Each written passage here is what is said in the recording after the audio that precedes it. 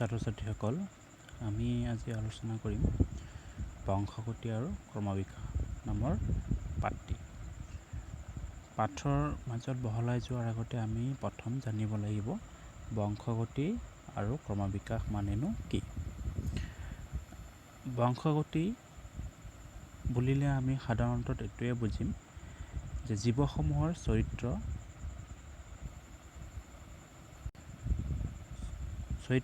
এটা বংশৰ পৰা আৰু এটা বংশলৈ যি পৰ্যায়ক্ৰমে গতি কৰে সেই প্ৰক্ৰিয়াটোক বংশগতি বুলি কোৱা হয়।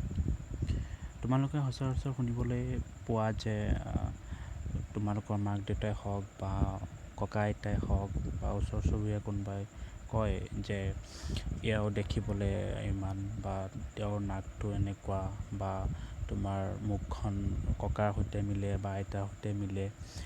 এই যে মিলা চৰিত্ৰখিনি আমি কৈছোঁ, আমি এইটো বংশসূত্ৰে ক'ৰ পৰা পাইছোঁ যে আমাৰ ককা আইতাৰ পৰা বা আমাৰ মাক দেউতাকৰ পৰা। আমি সহজ অৰ্থত এইটোৱে ক'ব পাৰিম যে এটা বংশৰ পৰা আৰু এটা বংশলৈ কেনেকৈ চৰিত্ৰখিনি পৰ্যায়ক্ৰমে যায় সেই গতিটোক কোৱা হ'ব বংশগতি। তাৰ লগতে তোমালোকে এটা দেখিছা যে ক্ৰমবিকাশ হ'ল। ক্ৰমবিকাশ মানেনো কি? এতিয়া এই জীৱবিলাকৰ যিটো পৰ্যায়ক্ৰমে পৰিৱৰ্তন হয়, পৰ্যায়ক্ৰমে যিটো পৰিৱৰ্তন হ'ব এটা জীৱৰ পৰা আৰু এটা জীৱলৈ, সেই প্ৰক্ৰিয়াটোক কোৱা হ'ব ক্ৰমবিকাশ। এতিয়া পৰ্যায়ক্ৰমে বিকাশ মানেনো কি? আমি জীৱৰ ক্ৰমবিকাশটো এটা দীঘলীয়া প্ৰক্ৰিয়া। এই প্ৰক্ৰিয়াটো সম্পন্ন হয়তো তোমাৰ বহু হাজাৰ বছৰ বা নিযুত বছৰ লাগিব পাৰে। এতিয়া এই চৰিত্ৰসমূহ যে আমি আলোচনা কৰিলোঁ যে এটা বংশৰ পৰা আৰু এটা বংশলৈ যায়, বা এটা জেনেৰেশ্যনৰ বা আৰু এটা জেনেৰেশ্যনৰ জীৱৰ চৰিত্ৰসমূহ কঢ়িয়াই আনে, এইটো কিহে আনে একচুৱেলি? এইটো আমি DNA এটা পদাৰ্থ আছে যিটো আনুবংশিক পদাৰ্থ বা বংশগতি পদাৰ্থ বুলি কোৱা হয়। সেই DNA তোমাৰ কি কৰে, আমাৰ জীৱৰ চৰিত্ৰসমূহ এটা জেনেৰেশ্যনৰ পৰা, মানে এটা জোনৰ পৰা আৰু এটা জোনলৈ কঢ়িয়াই লৈ যায়। আৰু এই DNAক আমি বংশগতিৰ বাহক বুলি ক'ব পাৰোঁ বা কোৱা হয়। DNAৰ সম্পূৰ্ণ আমি নামটো জানিব লাগিব। DNAৰ সম্পূৰ্ণ নামটো হৈছে ডিঅক্সি ৰাইব নিউক্লিক এচিড। এইটো তোমালোকে মনত ৰাখিবা, কাৰণ কেতিয়াবা পৰীক্ষাত হয়তো সুধিব পাৰে বা সোধে যে DNAৰ সম্পূৰ্ণ ৰূপটো কি বা সম্পূৰ্ণ নামটো কি। তো এতিয়া আমি কি পালোঁ যে DNAৰ সম্পূৰ্ণ নামটো ডিঅক্সি ৰাইব নিউক্লিক এচিড, যিটোক আমি বংশগতি পদাৰ্থ বুলি কোৱা হয়। ইয়াত তোমাৰ কি হয়, জিন বুলি এটা শব্দ পাবা, যে জিন, আৰু সেই জিনটো তোমাৰ কি ক'ত থাকে? DNAত থাকে। DNAৰ সেই জিনেই কি কৰে, জীৱৰ চৰিত্ৰসমূহ এটা বংশৰ পৰা আৰু এটা বংশলৈ কঢ়িয়াই লৈ যায়। এতিয়া সেই ক'ৰ পৰানো আনে সেই চৰিত্ৰখিনি? আমি সেই চৰিত্ৰখিনি DNA আমাৰ পিতৃ মাতৃৰ পৰা কঢ়িয়াই আনে। আমাৰ পিতৃ আৰু কি মাতৃৰ পৰা জীৱই চৰিত্ৰসমূহ জন্মসূত্ৰে লাভ কৰে। এতিয়া সেইটো তাৰ লগত কোনে আনে? যে DNA আনে। সেইটো মনত ৰাখিবা তোমালোকে। এতিয়া পিতৃৰ পৰানো কিমান আহে আৰু মাতৃৰ পৰানো কিমান আহে, সেইটো আমি জানিব লাগিব। যে পিতৃ, এই দুইটা তোমাৰ পিতৃ আৰু মাতৃৰ পৰা কি হ'ব, 50% আনিব। যে মাকৰ পৰা 50% আৰু তোমাৰ কি হয়, বাপেকৰ ফালৰ পৰা বা দেউতাকৰ ফালৰ পৰা তোমাৰ কি হয়, 50% আনিব। আৰু এই 50 আৰু 50 মিলি কি হয়, 100% এটা জীৱৰ চৰিত্ৰত নিহিত হৈ থাকে। এই 50% চৰিত্ৰ আমি কিছুমান প্ৰক্ৰিয়া, যেনে প্ৰজনন প্ৰক্ৰিয়া যিবোৰ আছে, প্ৰজনন প্ৰক্ৰিয়া জৰিয়তে কি কৰে, তোমাৰ জীৱই বংশ বিস্তাৰ কৰে। এতিয়া প্ৰজনন প্ৰক্ৰিয়া আমি বিভিন্ন প্ৰকাৰৰ পাইছোঁ। সাধাৰণতে আমি অযৌন প্ৰজনন আৰু তোমাৰ কি হয়, যৌন প্ৰজনন বুলি কোৱা হয়। অযৌন আৰু যৌন।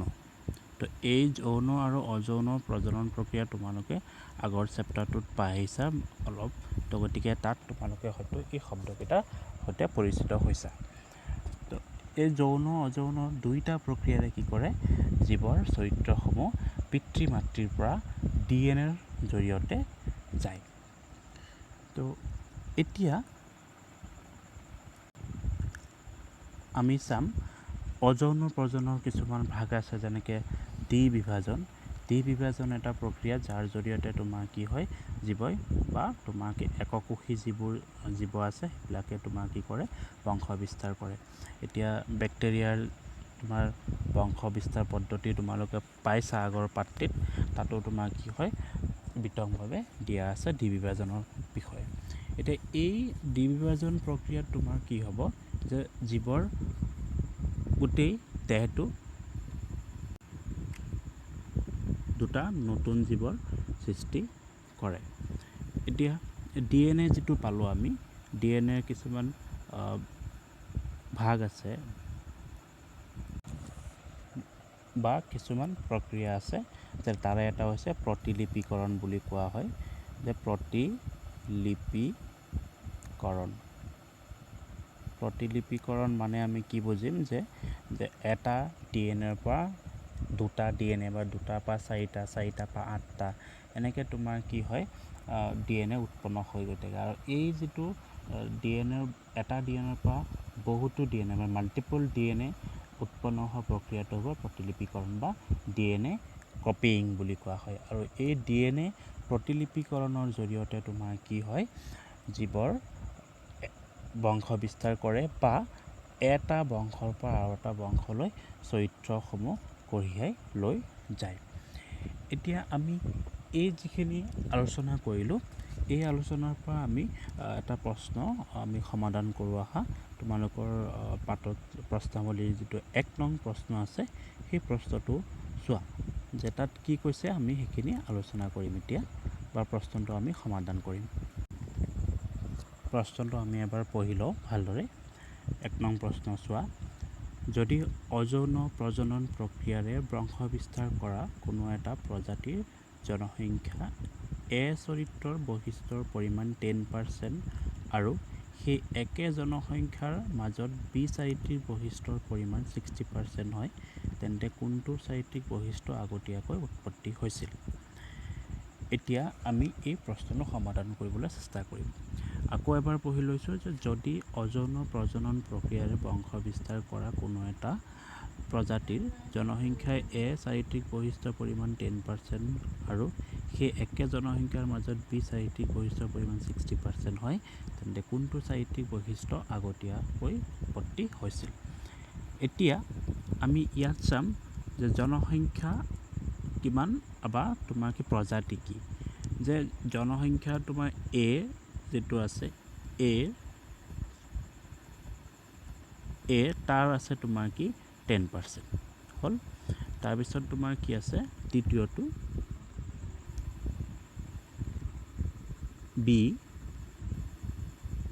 বি আছে তোমাৰ 60%।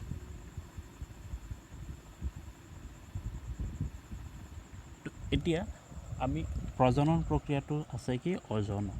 এতিয়া অযৌন প্ৰজনন প্ৰক্ৰিয়াৰে যেতিয়া তোমাৰ কি হয় এটা প্ৰজাতি বা তোমাৰ জীৱই বংশ বিস্তাৰ কৰিব, তেতিয়া তাৰ যিটো ৰেপ্লিকেশ্যন বা প্ৰতিলিপিকৰণ বুলি কোৱা হৈছে, প্ৰতিলিপিকৰণটো আমি অলৰেডি পাই আহিছোঁ। প্ৰতিলিপিকৰণ তাৰ জৰিয়তে তোমাৰ কি হয় চৰিত্ৰসমূহ যিহেতু এটা জীৱৰ পৰা এটা জীৱলৈ যায়, তেতিয়া তোমাৰ কি হ'ব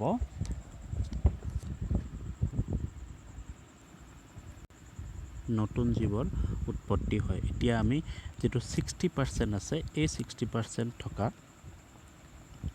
জনসংখ্যা বি আগতে উৎপত্তি হৈছিল বুলি ক'ব পাৰি আমি, কাৰণ ইয়াৰ প্ৰতিলিপিকৰণ যিটো পাৰ্চেণ্টেজ বা তোমাৰ শতাংশ ইয়াৰ বেছি হ'ব। গতিকে আমি 60% যিটো আছে সেই 60% বিৰ উৎপত্তিটো আগতে হৈছিল বুলি ক'ব পাৰোঁ। দুটা কাৰণত, এটা হৈছে তাৰ পাৰ্চেণ্টেজ যিটো শতাংশটো বেছি আছে, গতিকে ইয়াৰ যিটো প্ৰতিলিপিকৰণ প্ৰক্ৰিয়াটো অতি সোনকালে হ'ব। লগতে তোমাৰ কি হয় যে ৰেপ্লিকেশ্যন বা তোমাৰ প্ৰতিলিপিকৰণৰ জৰিয়তে এই 60% শতাংশ থকা বি জনসংখ্যাৰ প্ৰজাতিটো আগতে উৎপত্তি হৈছিল বুলি আমি ক'ব পাৰোঁ।